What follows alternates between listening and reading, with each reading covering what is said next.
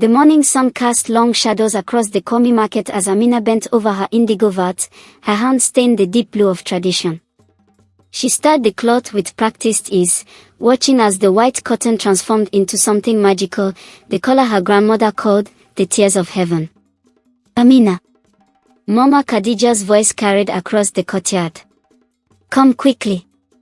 There's a man here asking questions about our work. Amina frowned. Strangers asking about their family's centuries-old dyeing methods usually meant trouble. She wiped her hands on her wrapper and hurried toward the front of their compound. Standing in their doorway was a young man she'd never seen before. Tall, with skin the color of rich earth and eyes that seemed to take in everything at once. His clothes were clean but simple, not the robes of a northerner, but the shirt and trousers favored by those from the south. Good morning, Hajiya, he said to Mama Khadija, using the respectful title. His Hausa was good, but his accent gave him away. I'm Emeka Okafor. I've come from Lagos to learn about traditional textile production. Amina stepped forward, her protective instincts flaring. What do you want to know? Emeka turned to her, and she saw something shift in his expression, surprise, maybe even appreciation. You must be the master dyer I've heard about. Your work is famous even in Lagos. I am Amina Bello, she said, lifting her chin. And I don't know what you've heard, but our methods are family secrets. Passed down through generations. I understand your caution, Emeka said, his tone respectful but determined. But I believe we could help each other.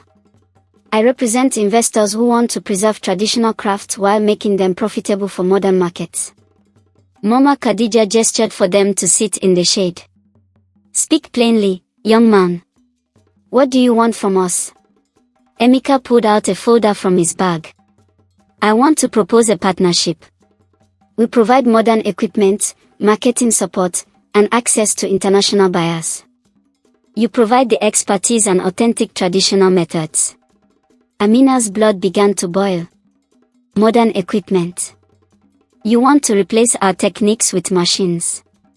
Not replace, Emeka said quickly. Enhance. Improve efficiency while maintaining quality. Efficiency. Amina stood up, her voice rising. You think 500 years of perfection needs improvement from some Lagos businessman? I think traditions can evolve without losing their essence, Emeka replied, his own voice gaining an edge. I think talented artisans deserve more than just scraping by in local markets. We don't scrape by, Amina shot back. We create beauty. We preserve culture. You struggle to compete with factory-made textiles flooding the market, Emeka interrupted. How many traditional dyers have given up in the past 5 years? How many young people are learning these skills? The question hit home. Amina's younger sister had already moved to Abuja for office work. Her cousin had abandoned dyeing to become a teacher. But she wasn't about to admit this stranger was right. You don't understand anything, she said coldly. This isn't just business. It's who we are. Over the following weeks, Emeka seemed to appear everywhere in the textile quarter of Komi Market. He spoke with other craftsmen, visited the cotton sellers, even attended the weekly meetings of the Textile Guild. And everywhere he went, he asked about the Bello family's indigo techniques. Amina found it infuriating. He's trying to steal our secrets, she complained to Mama Khadija as they prepared the morning's dye bath.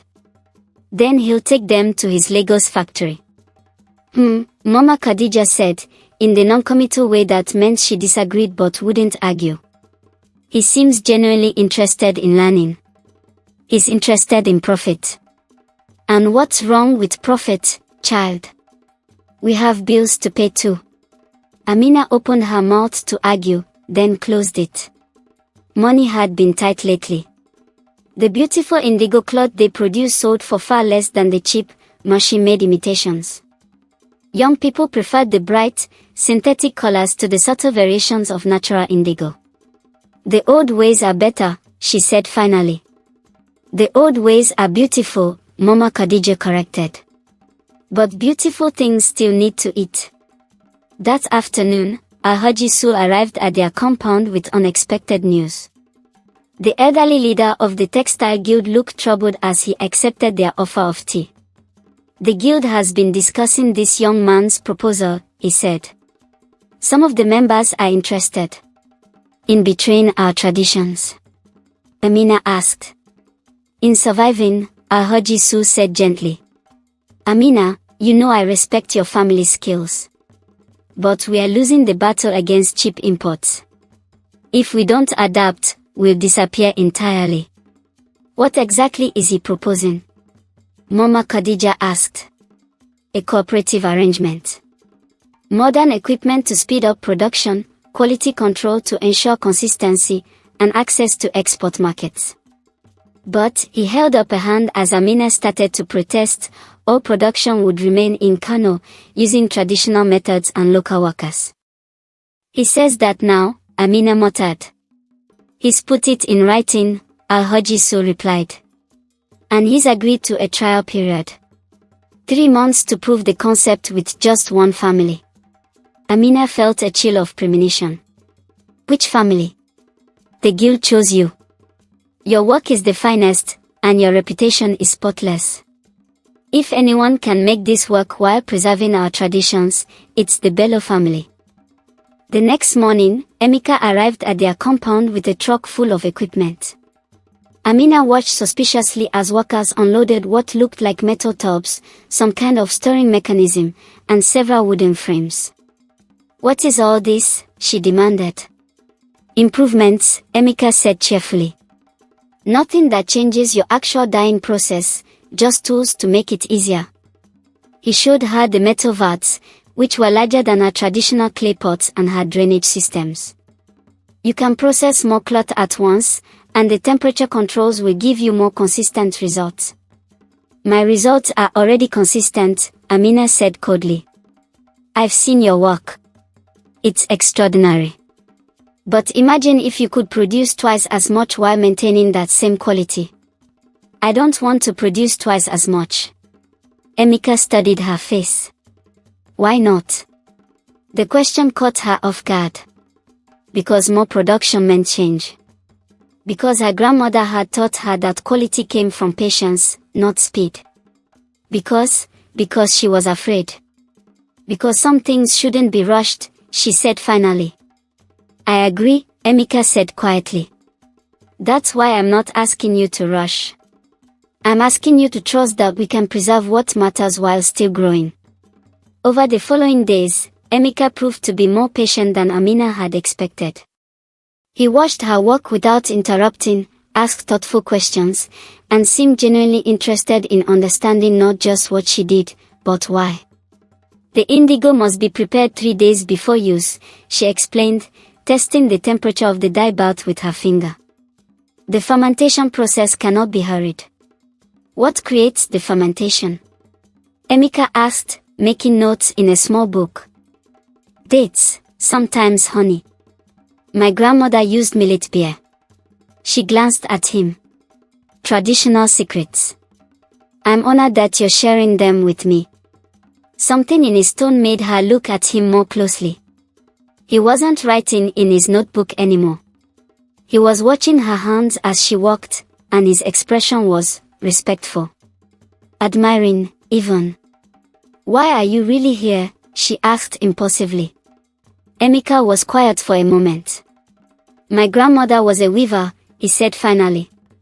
In our village in Enugu, she made the most beautiful okwit cloth. But when the factories came, people stopped buying hand-woven fabrics. She died watching her art disappear. I'm sorry, Amina said, and meant it. I swore I'd find a way to keep traditional crafts alive. Not in museums, but in living, breeding communities where they can evolve and thrive. And make money doing it, Amina added, but without her usual sharpness. Yes, Emeka said simply. Because artists deserve to live from their art. Because traditions that can't support their practitioners will die. The first batch of cloth produced using Emeka's equipment was ready for evaluation. Amina held her breath as she lifted the fabric from the dye bath, letting it unfold in the morning light. It was beautiful. The color was deep and even, with the subtle variations that marked hand-dyed indigo. But there was more of it, twice as much as she usually produced in a day, and all of it perfect. Well? Emeka asked anxiously. It's good, Amina admitted grudgingly. Good enough to try the next phase. She wanted to say no. Wanted to cling to the familiar rhythms of her old methods. But looking at the cloth, she couldn't deny the evidence of her eyes. What's the next phase? Marketing. I have contacts in Lagos, Abuja, even London who are interested in authentic Nigerian textiles. But they need consistency and reliable delivery schedules. London. Amina's eyes widened. There's a growing market for ethically sourced, traditional crafts. People want to know their purchases support real artisans, not factories. Over the following weeks, Emeka introduced Amina to a world she'd never imagined. He showed her websites where similar crafts from other countries sold for prices that made her head spin. He explained export procedures, quality standards, and marketing strategies.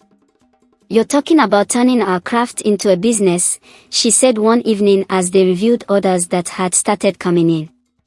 I'm talking about turning your craft into a sustainable livelihood, he corrected. There's a difference. Is there? Emeka set down his papers and looked at her seriously. Amina, what do you want for your future? Really want? The question surprised her. I want to keep doing what I love. I want to preserve what my grandmother taught me. And I want to help you do that. Not just for yourself, but for the next generation. Imagine young people actually choosing to learn traditional crafts because they can make a good living from them. You make it sound simple. It's not simple.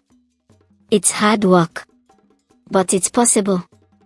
As the days passed, Amina found herself looking forward to Emeka's visits. He challenged her assumptions, pushed her to think bigger, and listened to her concerns with genuine attention. He also, she had to admit, made her laugh. You're very different from what I expected, she told him one afternoon as the package finished cloth for shipment. What did you expect? A typical Lagos businessman. Flashy clothes, big promises, no understanding of real work. And instead you got. She studied his face, the concentration as he carefully folded each piece of cloth, the genuine pleasure he took in the quality of their work. Someone who cares about the same things I do. Different methods, same goals, he said softly. Maybe, she said. Maybe. The trouble started when Amina's cousin Hawa returned from Abuja for a visit. She took one look at the new equipment and Emeka's presence and began asking pointed questions. So you're working with an Igbo man now, she said, loud enough for the neighbors to hear. I'm working with a business partner, Amina replied carefully. A business partner who's changing everything about how we work. What would your grandfather say? The question stung because Amina had been wondering the same thing. Her grandfather, Mama Khadija's late husband, had been fiercely protective of their family traditions. He'd never allowed outsiders to observe their dyeing process, much less participate in it. Times change, Hawa, Mama Khadija said mildly. We must change with them or be left behind. By selling our heritage to strangers. By ensuring our heritage has a future, Amina said, but she could hear the uncertainty in her own voice. That evening, Emeka found her sitting alone in the courtyard, staring at the stars. Hawa's words bothered you, he said, settling beside her. She's not wrong. I am changing everything. You're adapting. There's a difference. Is there?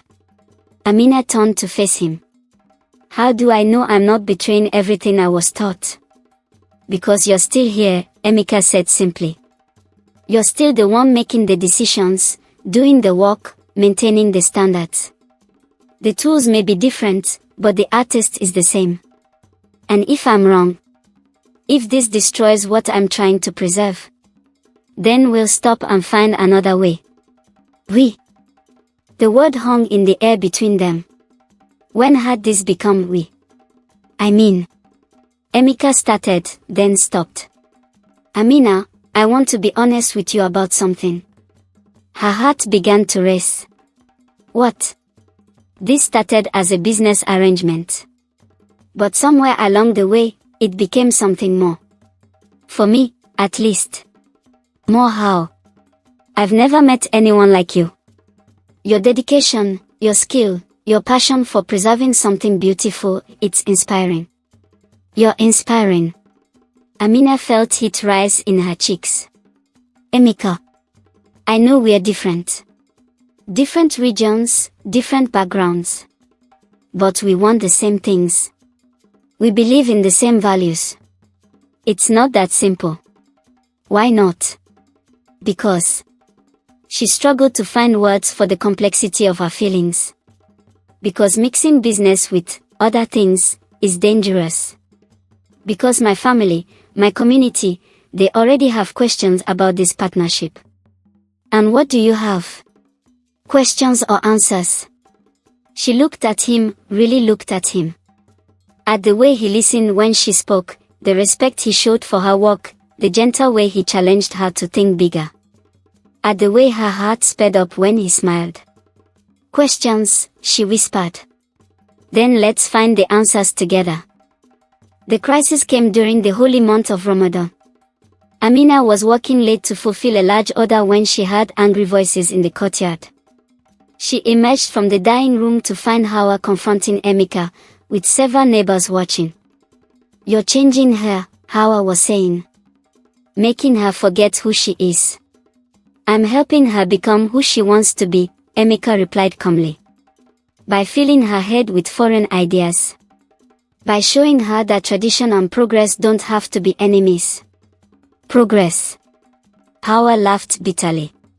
Is that what you call it when a young woman starts caring more about money than family? That's enough, Amina said, stepping between them. This is my home, my business, my choice.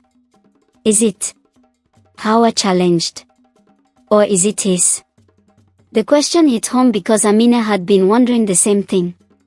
In the past months, she'd made more changes than in her entire life. New equipment, new methods, new markets. Was she still the same person? I think everyone should go home, she said quietly. After the crowd dispersed, Emeka lingered. I should apologize, he said. My presence here is causing problems for you. You're not causing problems. You're revealing them. What do you mean? I mean I've been afraid, Amina said. Afraid of change, afraid of losing what I love, afraid of this. She gestured between them. This. Whatever this is. This feeling that's been growing between us. Emeka stepped closer. And what feeling is that? Don't make me say it. I need to hear it. Because I'm about to say something that could change everything between us. Amina's heart hammered against her ribs. What? I love you. The words hung in the air like indigo dye, staining everything they touched. Amina felt her world shift, realigning around this new truth. I love you too, she whispered. Even though I'm changing everything. Emeka asked. Because you're helping me change everything. Because you see who I could be and you're not afraid of it. And the complications. Your family, the community, the differences between us. We'll figure it out, Amina said, echoing his earlier words. Together. The wedding took place 6 months later, after careful negotiations between families and communities. It was a celebration that bridged cultures, Hausa traditions mixed with Igbo customs, creating something new while honoring both heritages. Amina wore a wrapper dyed in her own indigo, the deep blue color of constancy and hope. Emeka's abode was woven with threads that told the story of their two regions coming together. You look beautiful, he whispered as they performed the final ceremony. I feel different, she admitted. Like I'm becoming someone new. You're becoming yourself, he said. The person you were always meant to be. The business had grown beyond their wildest dreams. Orders came from across Africa and beyond. They'd employed 12 other artisans and were training young people in traditional techniques. But more importantly, they'd found a way to honor the past while embracing the future. Mama Khadija, Amina said as they watched the celebration, "Do you think grandfather would approve?" The elderly woman smiled. "Your grandfather loved you more than tradition. He would want you to be happy. Even married to an Igbo man. Especially married to an Igbo man who makes you laugh and challenges you to grow."